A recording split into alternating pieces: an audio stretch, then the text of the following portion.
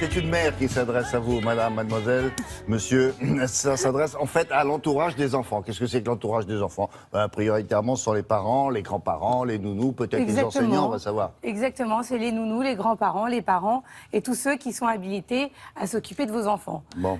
Une personne sur 5 seulement connaît les gestes de premier secours. Je ne sais pas si vous les connaissez, William, mais en tout cas... Premier secours pour les enfants. Pour les enfants ou pour les adultes, mais si demain il y a un accident, est-ce que vous savez quoi faire avec vos petits-enfants? Pas sûr. Voilà.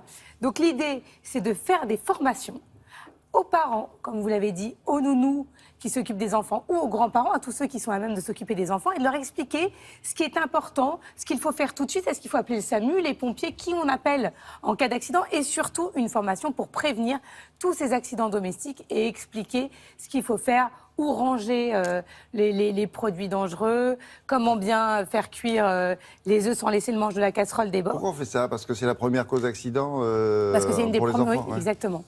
Donc il faut être très vigilant, ça s'appelle Pimpinpon. Et je suis allée rencontrer celle qui est à l'origine de cette belle initiative.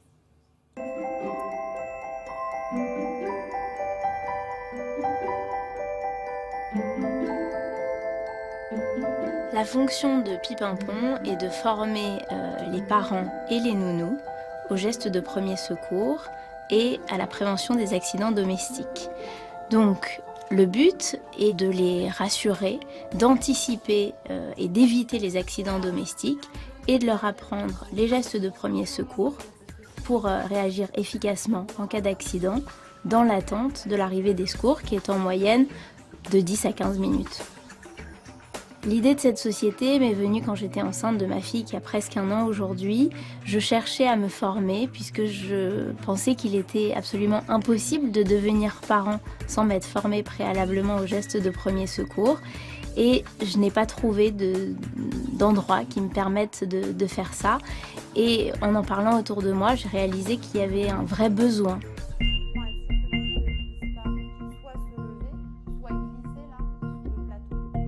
Nous avons une équipe de moniteurs de secourisme particulièrement expérimentés et très pédagogues. Pour certains des pompiers, d'autres formateurs à l'éducation nationale, d'autres encore bénévoles d'associations. Et ils arrivent à créer un véritable lien avec les participants pendant l'initiation pour justement les rassurer, leur expliquer et que tout ça se déroule malgré le contexte du secourisme dans un cadre très agréable et chaleureux. Au-dessus du cœur. Car le cœur est au milieu de la cage thoracique. Il n'est pas dans la partie gauche, il est au milieu.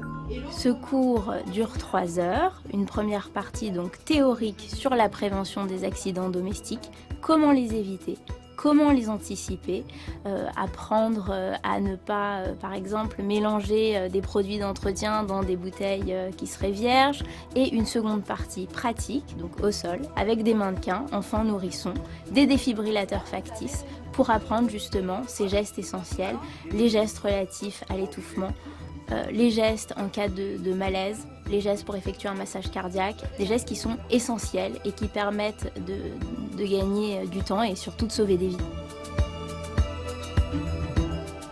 Ça a été parrainé par des professionnels de la santé. Complètement. Et ce sont d'urgence. des professionnels, bien sûr, qui dispensent ces formations, entourés de scientifiques. Et ces gestes que vous apprenez peuvent aussi vous servir dans le quotidien sur des adultes. Ce qu'on apprend peut servir effectivement dans le quotidien. Pimpinpon. Ouais, Pimpinpon. Merci.